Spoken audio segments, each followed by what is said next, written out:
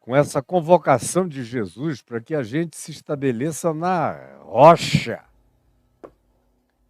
rocha, para que a gente carregue isso como princípios. Há princípios ensinados por Jesus aqui que, por princípio, nos ensinam a flexibilização, como dar a outra face, caminhar a outra milha, quando é obrigação, quando a gente está evitando o ódio, o conflito, a guerra, quando a gente está desmobilizando o espírito da vingança. Ou há princípios que Jesus ensina de recomendação de silêncio, ou de filtragem de conteúdos. Não deis aos cães o que é santo, nem desperdiceis as vossas pérolas, as vossas preciosidades, tentando alimentar porcos. Eles não gostam de preciosidade. Eles pisam nos valores de vocês, voltam e devoram vocês vivos. Não abram o coração com quem não tem coração, com quem tem apenas alma predatória, como as queixadas, os porcos do mato da floresta amazônica, que Jesus está dizendo. Ou, nessa mesma linha de que há princípios de flexibilização, você vai observar que todos esses princípios de flexibilização têm a ver com o evitar calamidades ou dificuldades ou conflitos ou guerras ou vinganças ou situações desagradáveis que a gente possa trazer sobre nós. Nesse sentido, Jesus disse, flexibilize, mas vá embora. Não é flexibilizar para ficar lá, não é para adular o inimigo, não é para ficar fazendo cafuné no adversário. O princípio é aquele que eu repito há muitos anos e aqui eu tenho repetido recorrentemente. Jesus ensina um princípio acerca de amar sem precisar gostar. Amar, eu tenho que amar a todos. Agora, eu não gosto de todos. Eu não gosto de quem quer bater na minha cara. Eu não gosto de quem fica falando mal de mim. Eu não gosto de quem quer algum embate, algum choque, algum conflito e que me provoca. Eu também não gosto daqueles que se aproveitam de mim para querer falar mal daqueles que eu amo. Então, esses eu evito. Eu só não evito quando não tem saída. Quando ele é o adversário, quanto mais no meu pé.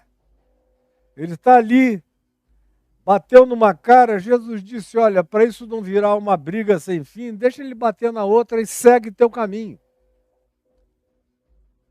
Satisfaz a doença desse indivíduo, mas não fique para ser codependente dele. Vá. Ele está te pedindo a túnica, dá para ele a capa, mas vai. Se você tiver oportunidade, sai. Como Paulo veio a dizer aos coríntios, se você é escravo, faça o melhor que você puder para diminuir os agravos trazidos sobre a sua vida. Mas Paulo diz a você que eventualmente naqueles dias seria o escravo, se você todavia tiver uma oportunidade, fuja. É assim que a gente lida com esses princípios que mandam a gente flexibilizar, mas não ordenam a gente que fique, que não mandam a gente ficar, só mandam a gente evitar. Do mesmo modo tem a ver com não julgueis para que não sejais julgados, para a gente não fazer uma invocação de karma imediato, trazendo vaticínios, julgamentos contra os outros e plantando sementes de maldade que, inevitavelmente, quem vai comer o fruto da perversidade somos nós. Então, nesse sentido, você encontra algumas flexibilizações dos mandamentos, mas para evitar o mal, o perverso, o vingador, o perseguidor, não é para a gente ficar ouvindo tolice, se alegrando nela e nem glorificando a nossa resistência de convívio com quem faz o mal, diz o mal, pratica o mal e a gente assiste e diz eu sou superior ao mal, vou ficar assistindo aqui. Com Jesus não foi assim, ele é a nossa chave hermenêutica. Veja como ele tratou aqueles que só se aproximavam para cretinice. Ele ia embora. Quando ele não tinha alternativa, ele respondia. Em outras ocasiões, ele não respondia, ele fazia uma pergunta tão cabulosa para os que tinham vindo com a questão maligna, querendo ver qual era a posição dele, e deixava os indivíduos se debaterem e se chocarem entre si mesmos e ele mesmo, olha. Saía. Você só vê Jesus ficar onde tem gente parada para ouvi-lo, aprendendo, querendo crescer, ou desejando ser curada, ou na casa de amigos. Fora isso, ele não faz, ele não fica procurando. Você não vê Jesus frequentando reuniões na periferia para ver ali se alguém gosta dele de algum modo, em algum momento. Você não encontra isso aqui. E nenhum de nós é chamado para viver assim, nenhum de nós. Os mandamentos, portanto, que todos se voltam para um ponto só que tem a ver com amor. Amor que acolhe, amor filéu, amor fraterno, amor de amigos, amor de compaixão, amor de misericórdia, amor de solidariedade, amor sublime, que é aquele que, apesar de tudo e contra tudo, eu suporto até ter a melhor hora para eu sair. Mas se eu puder sair, eu devo sair, do contrário, eu me torno cúmplice daquilo que é maldade e envenenamento e vou acabar me tornando envenenado pelo veneno dos outros. E Jesus não ensina nada disso, não há um pingo de sadomasoquismo no ensino de Jesus em nenhuma perspectiva. Nem ele tenta pairar sobre a maldade humana. Ele a atravessa. E ensina a gente a suportá-la e ensina a gente a deixá-la. Sempre que a gente puder, deixá-la o mais rápido possível. Depois de ensinar esses princípios todos, e de chamar a gente para a verdade, para a sinceridade, para a confiança no Pai, o Pai que sabe, o Pai que é nosso, o Pai que é de todas as criaturas universais de quem toma o nome, toda a família, tanto nos céus quanto na terra, o Pai de todas as misericórdias, o Pai para quem a gente pede, para nós mesmos ouvirmos o nosso pedido e nos comprometermos em fé com a nossa própria oração, porque Jesus diz, o vosso Pai Celeste sabe o que necessitais antes que lhe o peçais, de tal modo que eu oro a Deus, muito mais por uma razão de introjeção da minha consciência de fé, acerca do meu compromisso e da minha certeza de quem Deus é como Pai para mim. Mas é Jesus quem diz, não useis de vãs repetições, nem de mecanizações, fujam das plasticidades, fujam das demonstrações de espiritualidade de persona, fujam daquela tentação de dizer, eu vou lá só para todo mundo me ver, para ver que eu estou presente, para ver que eu apareço, para ver como eu oro, para ver como eu jejuo, para ver como eu esmolo, para ver como eu sou tão bom, como a minha bondade é maior do que a maldade deles. Jesus diz, não faça isso não, entre no seu quarto, faça as coisas de tal modo que a sua mão esquerda não saiba o que a direita fez. É assim que, num resumo ultra resumido, esse Sermão do Monte nos ensina a viajar, a pensar, a entender, a concluir e a praticar. Aliás, a palavra mais repetida aqui, sendo como expressão literal, ou sendo como ensino prático, é aquilo que tem a ver com praticar. praticabilidade. Tem a ver com a prática. Evangelho é prática, não é discurso. É para viver, é para encarnar. Como tem um texto meu aí no caiofabio.net, se você procurar lá na lupinha, escrever a palavra cardápio, você vai encontrar um texto antigo, acho que de 2003, 2004, por aí, que diz, não é para conhecer o cardápio, é para comer a comida, se referindo ao Evangelho. Tem muita gente que vive só do conhecimento do cardápio. São aquelas pessoas que param na porta dos restaurantes e decoram os cardápios todos e não entram em lugar nenhum. Parece que são os que comem cardápio. É claro que a maioria das vezes a pessoa olha ali antes para ver se pode pagar pelo que está sendo oferecido. Mas eu conheço gente que não está com fome, que não tem intenção de entrar, que não tem dinheiro para comprar, que não está com vontade de comer, que não tem nada, mas tem mania de parar e ler o cardápio. É quase um toque. E no ambiente religioso, esse toque é quase universal. O cara vai para a escola dominical para conhecer o cardápio.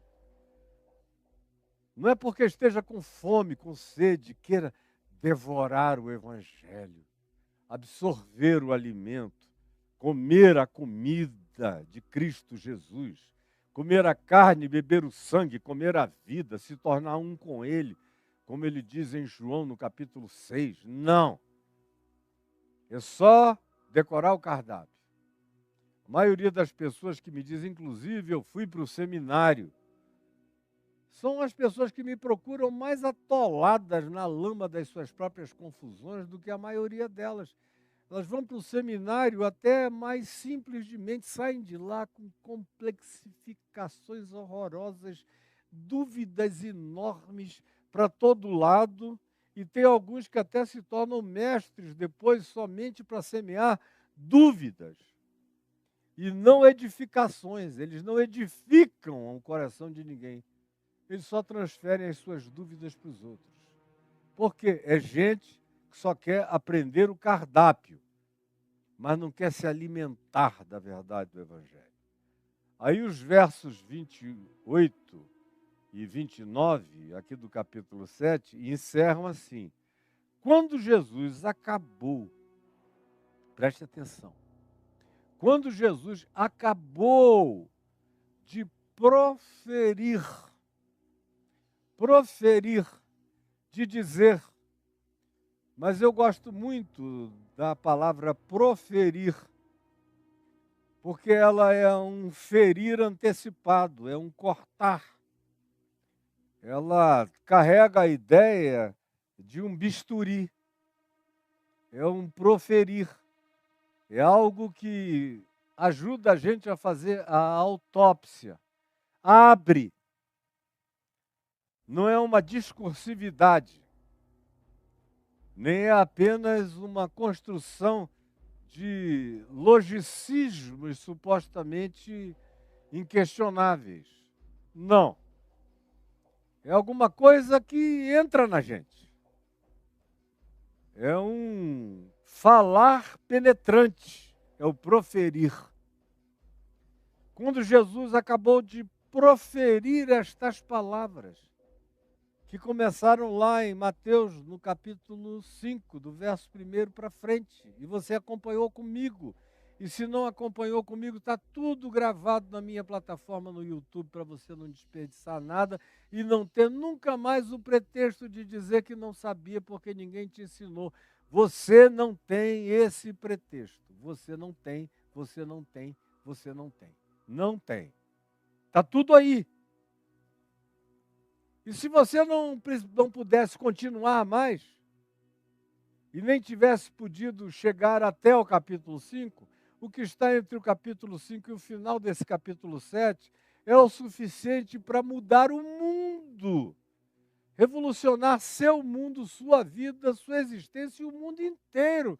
Veja o que Mahatma Gandhi fez, praticando o que ele mesmo disse que aprendeu aqui no Sermão do Monte, entre o capítulo 5 e o capítulo 7.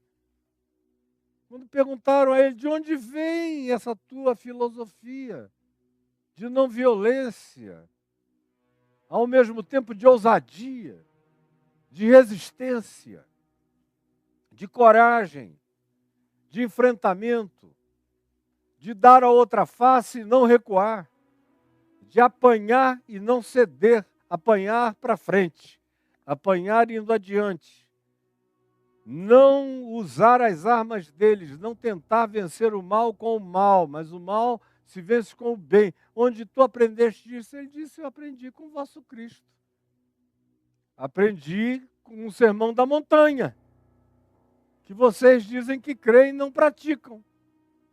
Disse isso aos ingleses e diz ao mundo inteiro. Quando Jesus acabou de proferir essas palavras, que não tem igual, se Siddhartha ouvisse essas palavras, ele ia ficar embevecido. Todos os Budas que leram e conheceram essas palavras ficaram totalmente sublimados por elas. Qualquer indivíduo de qualquer grupo humano, de qualquer religião, que leia essas palavras com um bom coração, tem que se curvar diante da sublimidade extraordinária e incomparável do que está sendo dito aqui. Até o ateu mais resistente, mais contumaz, mais supostamente de coração endurecido ou empedrado, que leia essas palavras meramente como palavras, ensinos, diz: isso é, de fato, o maior poder de desmobilização de guerra, sem tirar a espinhela, sem tirar os backbones, sem tirar as constituições, sem tirar as costelas das formações, sem tirar a arquitetura da estrutura necessária para que eu seja um ser humano parecido com Jesus, com a cara de Jesus, com a atitude de Jesus, com os modos de Jesus, com os limites de Jesus, com os não limites de Jesus, sabendo aplicar cada coisa em cada coisa, e que estão aqui presentes no que ele disse. E bem-aventurado é aquele que pratica isso, como ele diz o tempo todo, ele conclui dizendo: todo aquele, pois, que ouve essas minhas palavras e as pratica, é como quem construiu a sua vida na rocha. Aquele que ouve essas minhas palavras e não as pratica, é como quem soube, mas construiu a sua vida no areal, na beira das ondas, vai ser levado na primeira ressaca e o tsunami vai engolir. Prática é a ênfase de Jesus. Se não praticar, não adianta saber. E quando eu entendo o que Jesus disse, um monte de coisas mudam na minha vida. Eu aprendo a ser bom como meu pai é bom, mas eu não fico querendo ser melhor do que Deus. Eu aprendo a amar como Jesus amou, mas eu não quero nenhuma forma de amar que relativize a gravidade do amor de Cristo, que acolhia os inacolhíveis e deixava alguns que precisavam ser deixados. Isso nada tem a ver com não amar, tem a ver com saúde humana, e com saúde mental, e com segurança pessoal, e com amor próprio, e com consciência do que significa não estimular nenhum tipo de cumplicidade nem de codependência. E de não me fazer mal com nenhum tipo de aceitação em relação àquilo com que eu não concordo.